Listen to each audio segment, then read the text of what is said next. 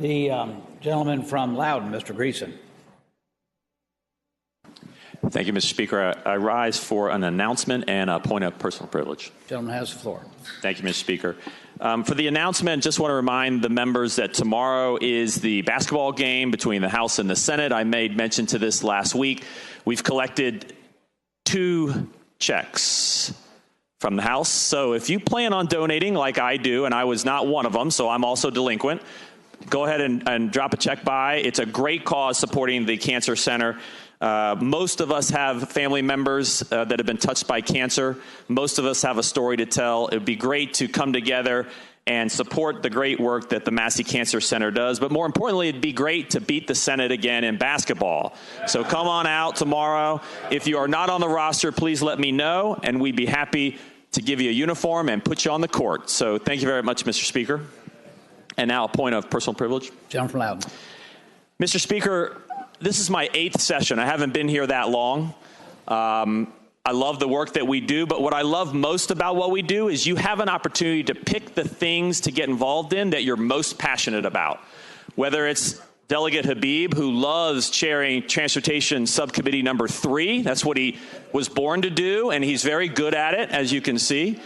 He loves the law, which he's very good at that, and he can focus on that. And he loves actually, well, I won't go there. So anyway, Mr. Habib can follow his passions, as can I and others.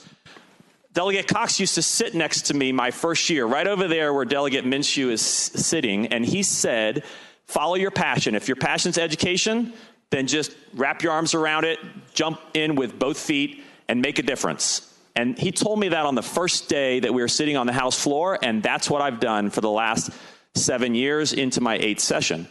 I've done it with you. You guys have been great champions of education here in the Commonwealth, and we currently boast some great statistics about our education system.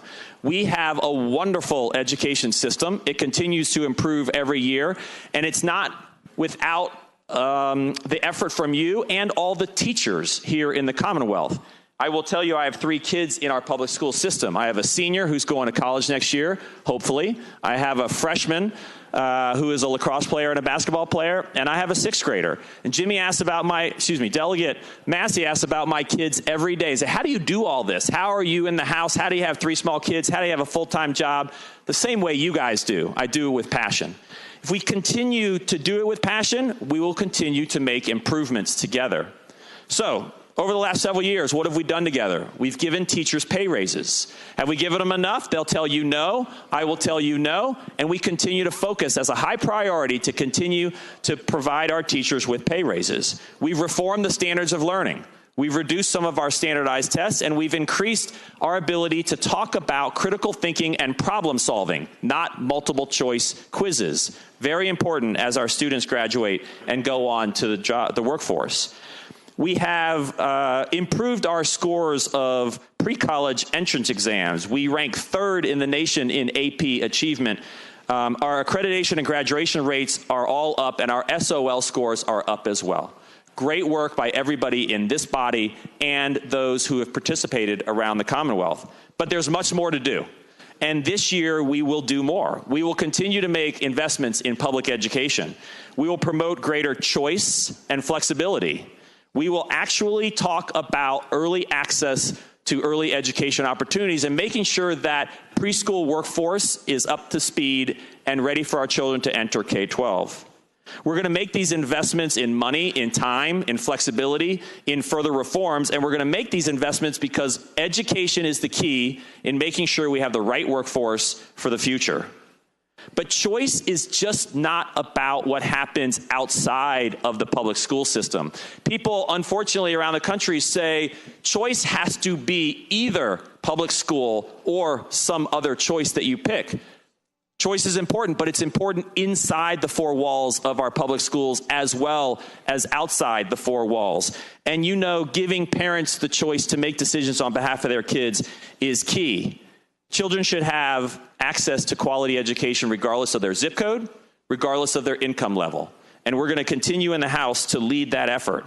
This year, we're going to talk about increasing academic outcomes, significantly increasing graduation rates even over where we are now, increasing public safety and student safety within the schools. 2017 is going to bring an agenda of choice, constitutional amendments from the gentleman from Albemarle, legislation establishing virtual schools, the other gentleman, Delegate Bell. We have 3 Bells now. ESA accounts, Delegate LaRocque, and homeschool athletes being able to participate in more than just athletes, but also extracurricular activities, formerly known as the Tebow bill. We've passed dozens of bills over the years to cut red tape and to give our local leaders and teachers more flexibility. We will continue to talk about dual enrollment and providing access to colleges and university. As Delegate Massey will tell you, it's too expensive these days for a lot of families to go to school. So how do we provide the right path to make sure they have the opportunities to go on to a higher education opportunity here in the Commonwealth? Students in Virginia will borrow over $1 billion in student debt, and we've got to continue to change that trajectory for our students. Delegate Cox is going to introduce and has introduced some work on Online Virginia Network that would allow, and get this number, 1 million adults have an incomplete higher ed degree. 1 million people have started college and have not completed. We've got to be able to help those individuals get to the finish line. And lastly, Mr. Speaker, financial aid and incenting students to not only start college but complete college. And Delegate Cox is working on a new financial aid model that all of us should sign on to and be a part of. Mr. Speaker, education is the key to everything we do, in my opinion. Others have other passions. Mine is obvious to those who talk to me. We can continue to work together to create the best education system in the country and continue to work together to be there for the students that are coming after us. Mr. Speaker, I thank you for the time, and I thank you for your support in education here in Virginia. Thank you very much.